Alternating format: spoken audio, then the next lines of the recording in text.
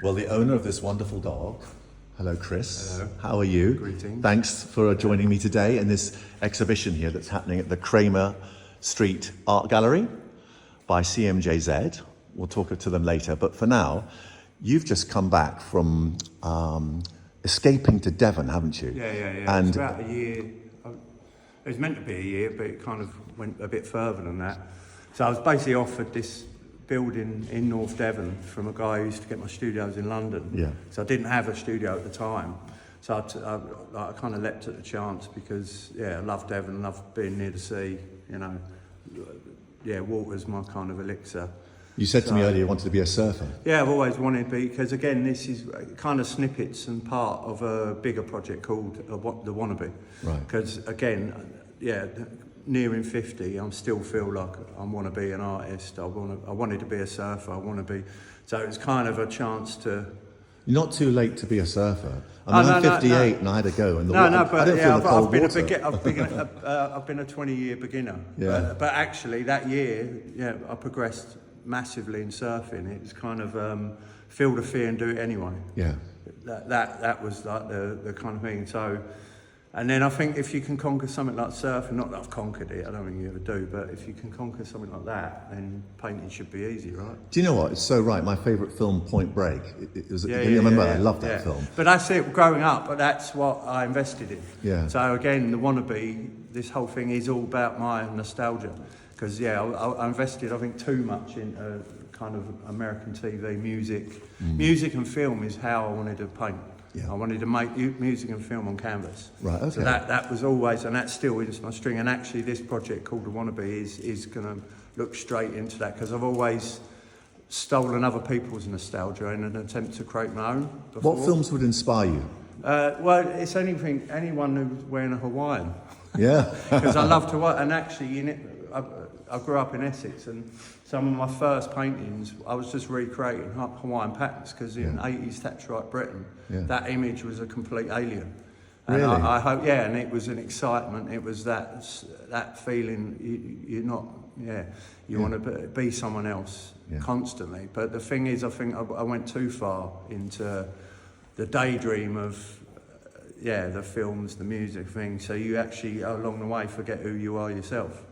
So this art you talked about, when you escaped down to the rugged West Devon coast, you say it's about reflecting. You just went into yourself and wanted to tell everyone about yourself, did you? Because again, I'm kind of just another undiagnosed man-child playing with crayons. Yeah. And so I was looking into that and trying to almost self-analyse what I've got. Is it ADHD or autism? Do you know what I mean? You're meditating. You're meditating all that stuff. Yeah. And by the way, being on the spectrum is really cool. I have bad ADHD. And what's fantastic is when I'm actually working on something, because I never concentrate on anything. Oh, he's concentrating on his tail. Yeah. When I'm concentrating, I concentrate like a pinpoint. And that's great. So you're deadlines. So when deadlines come, it's just trauma. There's no fun in it. And I avoid it, and I often end up doing a really good job in the last 10 seconds. But and again, that's the thing. That end bit of trauma is, and then when you put a show up, I look at what the failures are and what I should move forward with and what I should leave behind. Yes, right. And again, there's a lot. There's too much work here, I think. But again, it's more of a concept show to get back out there again. I haven't really shown for a good few years. Yeah. So let's have a look at some of the art, because I'm shooting just with one camera. I'll show them later. Let's come and have a look over here. So this is the actual place where you're staying, the sort of mansion. So these are So basically, in the place, I couldn't really use it as a studio because it was all brand new built. So I had to work small in sketches and stuff. Yeah. So I've produced over 400 sketches in the year, and then so basically these branch off from that. And you came back to London to then paint it, So I came back to London and... Let's have a look along here. So again, it's quite varied, but you're going from scenes of the actual place I lived in, so that this is a night view of the reflection, because it was called the Eye of the building, and it was all glass fronted, so in the place, it's all about colour and light, so which great painting is. But why the chaos in that, in the sense of the just diffusion? Well, it's just the way I paint, and that's looking in a reflection. Yeah. So reflections are chaotic. Yes, that's right. You know, and reflections are naturally abstract. Yes, so, that's right. And actually, I want to go more abstract with work, because it all stems from reality anyway. But you're getting little glimpses. I mean, these pieces here are just the places I walk by every day. This is like walking the dog. See, that's up on the cliff top. Yeah, Beautiful. yeah. So these are all snippets. These are people. No, these are actually lights on the bay. Oh yeah, okay. Yeah, of course. Bay Yeah, at night, walking through. So yeah, they're all part of. Yeah, what you know, the kind of ambience. Not ambient, but yeah, the I forget the word now, but yeah, when you walk past a place every day, sometimes 3-4 times a day, I forget the bloody word. Oh, it don't matter. Yeah, that's our ADHD kicking in, probably. Yeah. Postcards. But that's the thing in Devon. It was almost like the top trumps of spectrum. Which one am I on? Yes. Because it's all fashionable now, anyway. Yes. Isn't it? Well, it's not that it's fashion. I mean, the trouble is. Well, it's more talked about. What's happening is the younger generation are during adolescence are leaning on it quite heavily. Yeah. And it's sometimes I find being rushed into. Yeah. And often there's so many other sources. But it's a superpower when you're actually on your own working. Yeah. But good and bad, because you get flooded with so many ideas while you're working on one piece. Yeah. So then your head's 10 paintings along where you should be finishing one. Yeah. And that was my trouble. I'd start, and then have so to do you come jump back. between different paintings? You have different ones laid out? Yeah, that's what I'm trying to refine. Is that a good thing or bad thing? It's not a bad thing, is it? It is if you saw my studio, because I'm left with all these half-finished paintings. So, so actually now I'm going back to them to then repaint fresh ideas over the top. So the old scars Chris, of paintings come through. You're completely echoing what I do with producing hit records and is music. it? Yeah. I have got about 30 or more current tracks on Logic Pro. All of them are unfinished. Do you know what? Yeah, all of them I'm saying, maybe I should get someone else to help me finish it, because I can't bloody finish it. Do you know what? It's almost like a relationship that starts all great and fucking exciting and messy and fresh. And then gets complicated. Yeah, but then it gets complicated and there's a middle ground. And then suddenly you realise you're not good for each other and there's a divorce. But it's only years later when you look back and see the good in it. That's fucking painful. Absolutely true. I pull up a track from 30 years ago and go, why was I not going ahead? Why did I lose faith in this track? Why is it, oh damn, if I just removed the mess of here and here, it would all become clear. Take me to some more paintings as far as so again, because I want to focus on the big three, still like figurative and landscape painting. So that, again, this is it was a ticky glass I had, and then for some weird reason I had a load of marble, so I just filled it with marble. And I used to stare Those are marble balls, I can see. Yeah. So I used to stare at this. It was just this is what surrounded me in the space I lived in. Yeah. So it goes through that to the figurative section on the beach, where I'd go to the beach twice, maybe 3 times a day, and navigate through the kind of beach shanties of people descending on North Devon coastline in summer. I love the repeat here. Is that a waterfall or something? No. This is the entrance to the beach. Oh right. So this is Saunton. Yeah. So and actually this is one painting I want to bring forward. And so again, you always find some reason to move forward with. Was that the triggering painting for the next one? Well, no. I'll show you that later. But this is about repetition. So it's about, and actually repetition starts breaking me down. Right. I get bored very quickly with repetition, and all human beings, that's all we know and are. But for me, I get bored. Groundhog Day is deadly for me. I've never had a normal job, and I can't. But sit then when still. you're creating, it becomes exciting. Exactly. And actually, this could be, because also it's not just about the repetition. It's how you're using the same paint on each piece. You paint it at the same time, so the paint dilutes as you go. Yeah. And actually, this would be a great as a journey. Whole, but a whole wall of them. Yeah. Not just the 4. So again, there's little concepts here that I want to bring forward. Good. So what's happening to you in with the next year? Because you're working from East London. You haven't got this beautiful environment to trigger it. Yeah. Are you going to find it being creative back home now? Maybe somewhere where you're not so inspired? I don't know my next move, actually. What? Yeah, I have no idea what my next move is. Right. Yeah, at the minute, the studio work is not really a studio, it's an old builder's yard. Because again, I moved in so quick I couldn't find a new space, so I had to just think on my feet and get this done.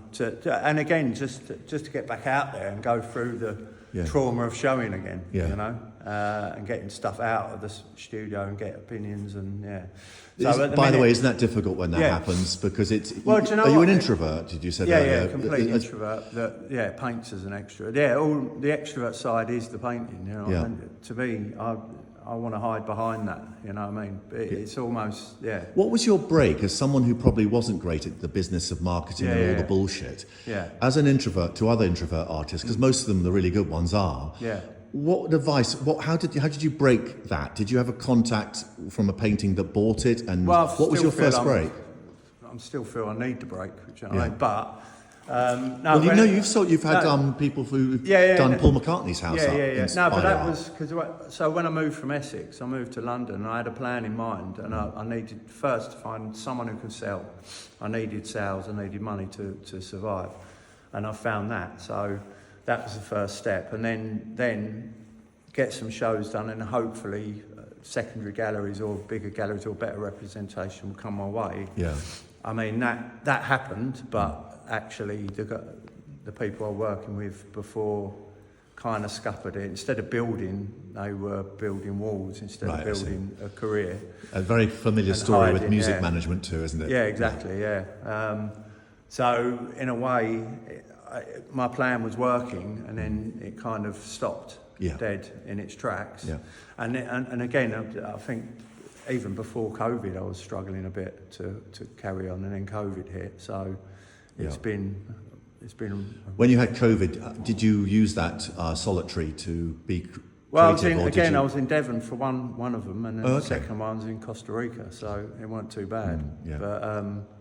But again, it's... Show me the painting that's starting this new movement. Not the new movement, but it's when I put work up. And inspired you to think, this is the angle for my new... Again, because I didn't have a lot of time to get this show done, so a lot of the works I don't feel happy with. Yeah. And so in my head, they're a bit of a failure, but actually failures are more important than triumphs. Sometimes, and also sometimes it's not for you to judge it. Someone might see something that they love. You know? So this piece here, it's kind of flipped my process completely. Because before I used to focus on whatever figure, or whatever element of a painting first, and then think about the landscape after. Whereas here, I create the landscape in thick paint, and then just go in like sculpturally and start drawing out the figures. So it's a conversation about me and the painting. Right. So subtraction? But it's finding the painting. So I go in with a preconceived idea, but then you chase it through the paint, and it might not come, and and the painting will then lead you in other directions. So actually, and then because I did that, as soon as I finished this show, I should have had a break. I just thought, right now I've got to keep painting, and it's now coming out. Yeah. And it's now coming out because there's no pressure on. Yeah. You know what I mean? And in my head, it's like, well, you know, let's give it another go. Yeah. So that piece is, that's how it's all going in a minute, and you need that excitement to keep going, and sometimes because again, if I looked around and I loved everything, what's the point of? Do you know what I mean? It's like you kind of almost need to be a bit self-deprecating. You have to be really critical. That's part of the reason why I'm you the make worst. magnificent My art. own worst critic is. No, you have to be. Otherwise, you become a yes man, and those sort of things I don't enjoy. And you'll just repeat the same painting. Which that's fear, really. Yeah. People who do repeat the same image, I think there's a lot of fear involved in that. Or it's because that's what's selling, and they're not wanting to explore more. Selling and not stepping out and exploring more. But then you say that, well, I'm not in a great position. But, you know. All right. It's been really good to meet you, and thank you for coming out of your shell and being an extrovert with me, because we all hate cameras, and we've managed very well.